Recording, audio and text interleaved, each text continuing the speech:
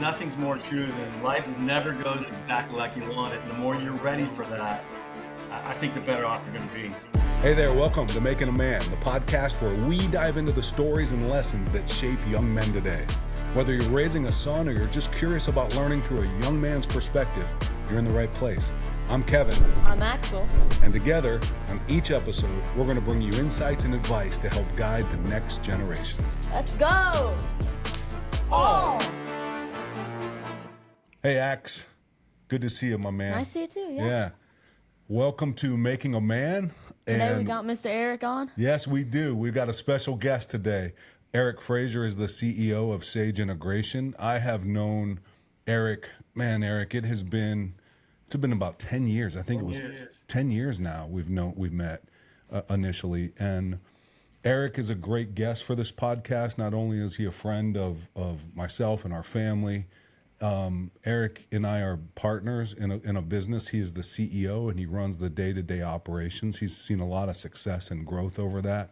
He's taught Axel a lot, actually, up until this point in time. And on top of that, I think this is an appropriate guest for us because Eric has 3 sons. His youngest is a D1 athlete. He's got his son that went to college and played sports and now has a successful, thriving career. And another son that just started a new career and is doing wonderful things. So he's done something right, Ax, and I can learn a lot from Eric as well. I'm married well. That's the key, right? Marry well.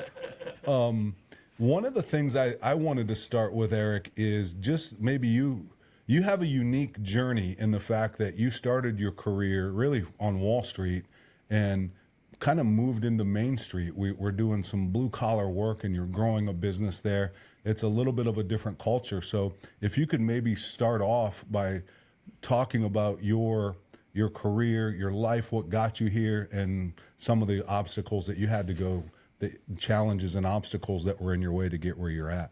Yeah, it's interesting. I think a lot of times, like when you're on Wall Street, everyone thinks that you had to stay on Wall Street, right? They think, well, you have a certain skill set and that you need to stay in that lane, right? Stay in your lane. And I think the quicker you can embrace that successful, no matter what the vertical is, the industry is, that people have successful traits they develop early in life, and those can apply to anything you do. And the second you kind of embrace that, nothing scares me, right?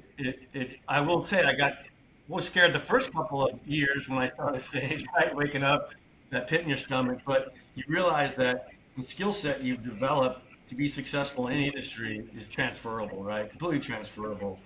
That was a really important one. Like, nothing scares me now. You could put me as CEO of a golf ball company, I'd figure out a way to do it, right? You could put me back on Wall Street and I'd figure out how to do it. So yeah, a lot of those things you learn early on, I think, are critical. It's adaptability. We try to have a theme in a lot of these, and I think that's a good one with you. On how do we? I have this. There was this quote that I read that people will always say that evolution kind of favors the strong, when in fact, think of things that went extinct. They were some pretty strong species. It really favors the adaptable. It's someone that can change to an environment and not necessarily the strongest, the fastest, the quickest, the meanest, but it's the one that can adapt. And you, throughout your career, have done an excellent job of that. Yeah, I think this generation that Axel's in is hopefully going to be the best at adaptability, right? If you think about technology, right, and how fast that evolves, right? You either stay in the mix and know what's going on with technology, or you're obsolete almost immediately. Adaptability is a great word, right? I think when you embrace adaptability, you'll never be surprised, right? I think sometimes people have these like they have a plan, and this is my plan, and life never goes as planned, right? And so when you have this plan and all of a sudden that plan gets disrupted, you're kind of stuck. And I think the more you can understand and embrace adaptability and embrace change, if I'm making sense, right? I think you're never going to be surprised. I see people all the time. Well, this isn't what my plan was, um, and I think change is going to happen to people no matter what. And I think the more you prep for, you understand it's part of the process, is and embracing change.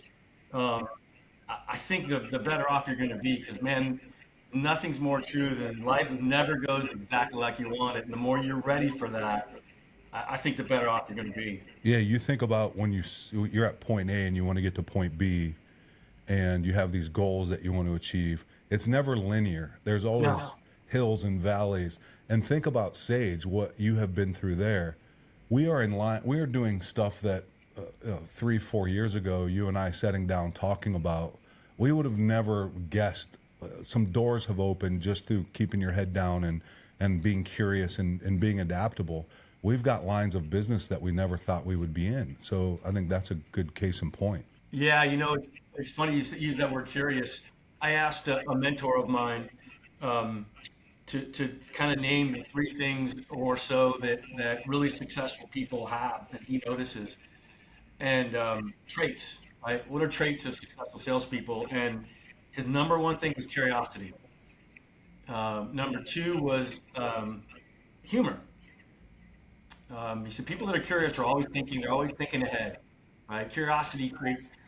You're always thinking forward, not backwards. You're not looking at backward, going what happened. You're looking forward. I think humor. I've never met a dumb, funny person. It takes, it takes brains to be funny. And then lastly, he said neuroses. You got to be a little bit neurotic. You got to be a little bit like wake up with that pit and embrace that pit. Not be afraid of that pit in your stomach, right? You got to embrace it. I like that a lot. That's a unique perspective. Yeah. Ax, I'm going to turn it over to you. Do you have some questions? You had some questions you wanted to ask. Well, yeah, I do. But let's say you had a 4th son, Okay. and like he was around my age. Would you like do anything differently? Whew, that's a good question. Yeah, if I had a 4th son, I probably would have no hair.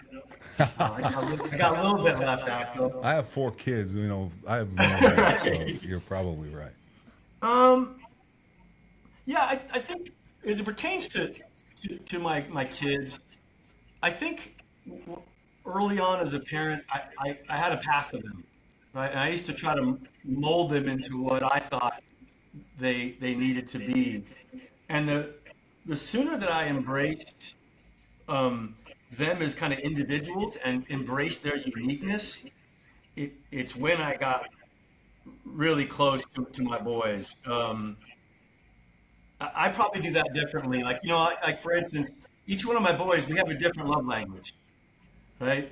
With my oldest, my love language is he works on Wall Street and he loves sports, and so we tend to connect on sports and what's going on in the markets.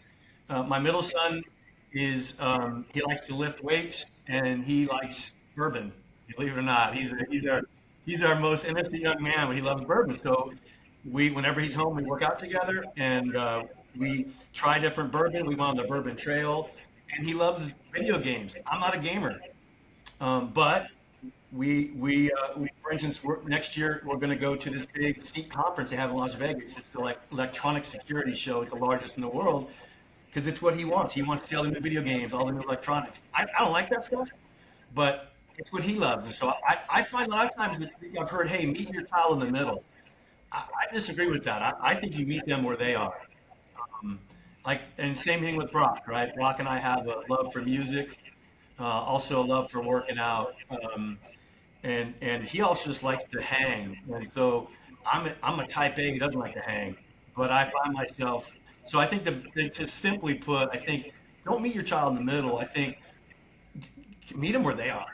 That's different. It's funny you bring this up because the reason I wanted to do this with Ax, we've talked about it for a long time, this podcast, was to expose him and have him learn from people. But I'm learning more stuff than I think he is, so that's very helpful because I do fall into that trap with all of my kids. I here's what you should do and here's what I think you should be. And here's what you should study and how you should say something and how you should do something, but meeting them where they're at, that is very good advice. So thanks for that. Yeah, I did it the hard way, Kev. Like I typically do, I learned the hard way. Yeah, I can learn from you. You'll be my mentor, my father mentor. Does that answer your question? Yeah. Yeah, that Okay. was good. Great answer. I like that a lot.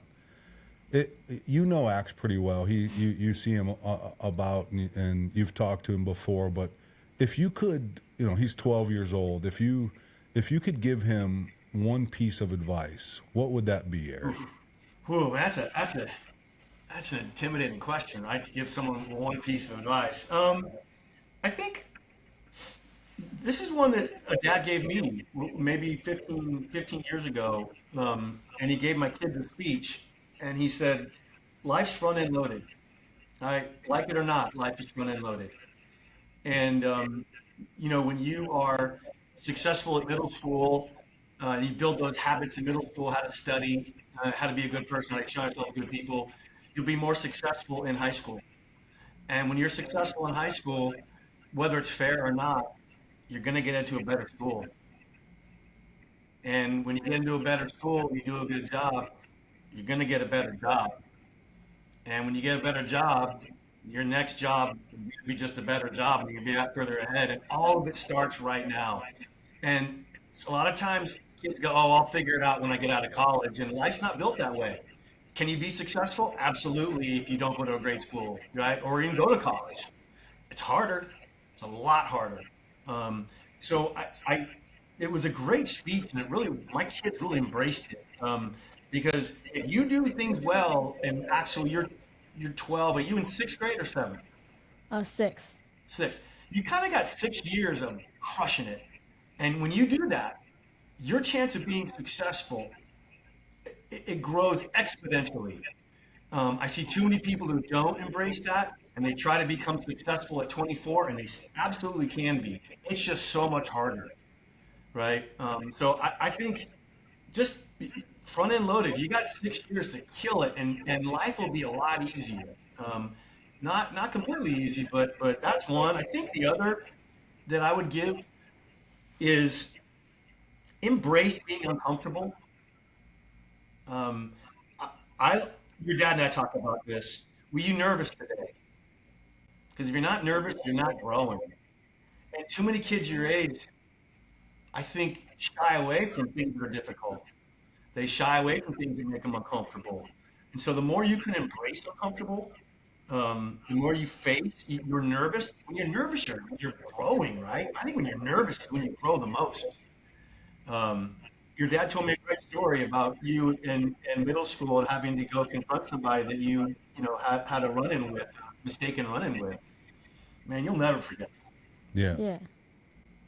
Yeah, that is great advice. Like front end load, the work that you put in today is going to become habit for you down the road and set you up for future successes, right? That's really, really good advice. And I do think you're right, Eric. A lot of young kids are scared to get embarrassed or they're nervous to look awkward. But anytime you do something for the first time, you're going to look awkward and you're probably going to be Yeah. embarrassed.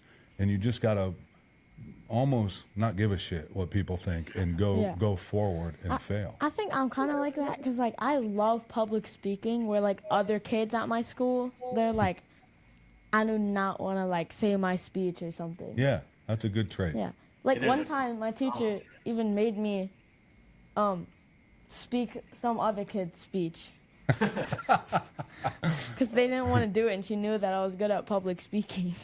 That is, listen, you might be the only 12-year-old who embraces public speaking. My wife is much older than that, and she can't public speak. So it's an awesome trait.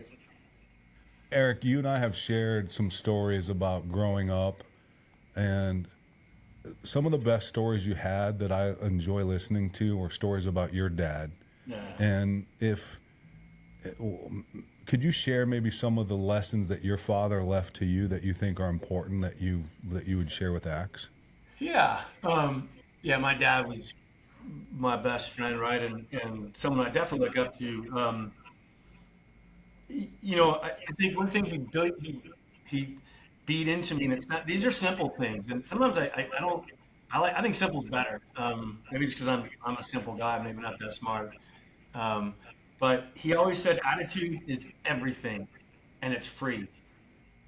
He always told me you have a positive attitude, and it's contagious. And it's just it's also more about the way you wake up every day, right? I make my bed every day. I have an apartment in Ohio that nobody ever is. Kevin, your dad's been in it once, and my wife's been in it once in 5 years. I make my bed every day because it's a way to get started, right? It's a way for me to start the day on a positive note. But my dad always said, attitude is everything. It's free, and you have a good attitude about things. You're already 90% ahead of your competition. Yeah. I think Um, I get like angry sometimes, but like in like soccer, if like a yeah, goal gets past me, I get pretty angry. But Eric was there when you were golfing once and you hit a bad golf shot, and I think he gave you great advice oh because yeah, you got pretty angry, and you told him like just focus on the next shot, right? Like yeah. Short forget memory. yeah, have a short memory. Yep. Yeah, I tell all my kids that I've coached them, you got to have a short memory. You don't forget it, but you can't let it affect your next shot. Then it wins.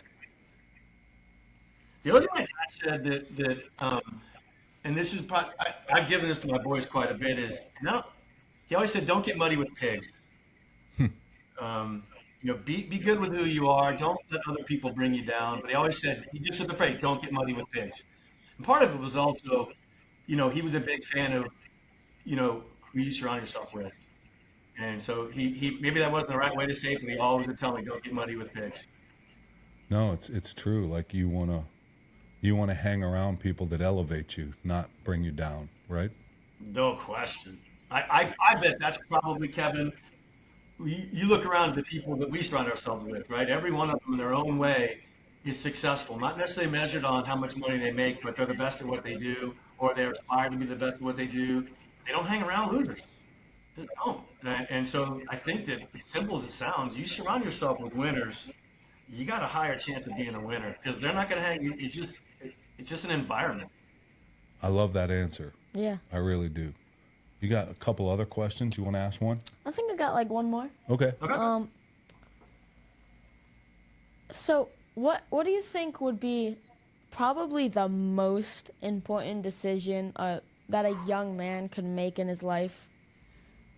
Boy, that's a these are good questions. Actually, oh my gosh, man, we got these. It's hard to give one. I think that I'll answer that in two ways. I think surrounding yourself with successful people, you're gonna be just gonna be more successful. Just be careful who you surround yourself with, right? And you are around positive people, you're gonna be positive. If you're around people who have a winner's mentality, you're gonna be a winner. And conversely, you hang around people that are negative, you're probably gonna pick up some of that. So that's super important. Um, Also, and I'll go back to what my dad taught me. Every Christmas, we'd get a stack of yellow notepads. Kevin knows what they are, right? Legal notepads.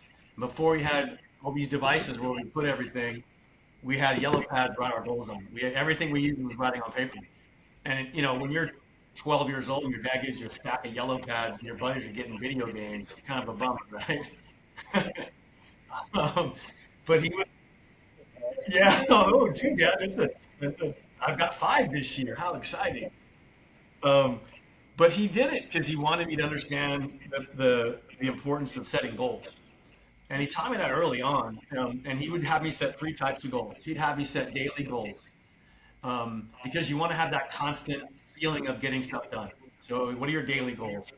Then he'd have medium to large goals. And those are usually 6 months to a year, all attainable, right? If you just stick to them. And then he had me write down one big fat hairy goal. That's what he'd call it. He goes, "What's your big fat hairy goal?" Um, and that means you're gonna stretch, and that means it's gonna be tough to get there. What's amazing is when you write that stuff down, you still have to execute, but it's amazing how many times you hit your goals.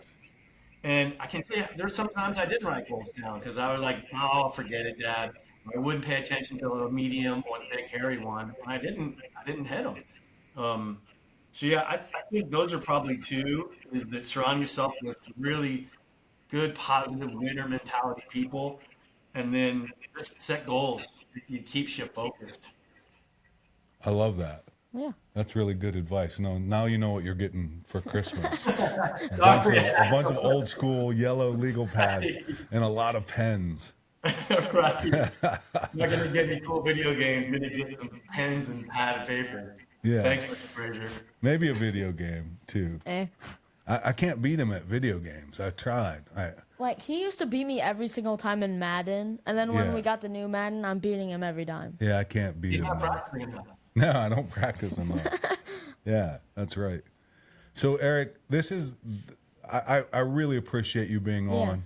Man, Thank you. we love you like you'll never know. You're a huge supporter of my whole family, but especially Axe. I know you've always been there for him, and he looks up to you a lot. And this was an important guest for him on our podcast, and me too. So we appreciate you sharing some of your insights and your experiences, and we just appreciate you. Thank you. Yeah, thank you guys. I told you I surround myself with winners, and you two are in that category for sure. Ah, thanks. All All right, right, guys. buddy. We'll see you later. Bye. Okay, All take right, care. bye. Good job, Axe. Oh, that was pretty good. Thanks for joining us today on Making a Man. If you found value in today's episode, don't forget to subscribe and share it with others. Together, we can keep inspiring and guiding the next generation. Thank you. See you next time. Oh!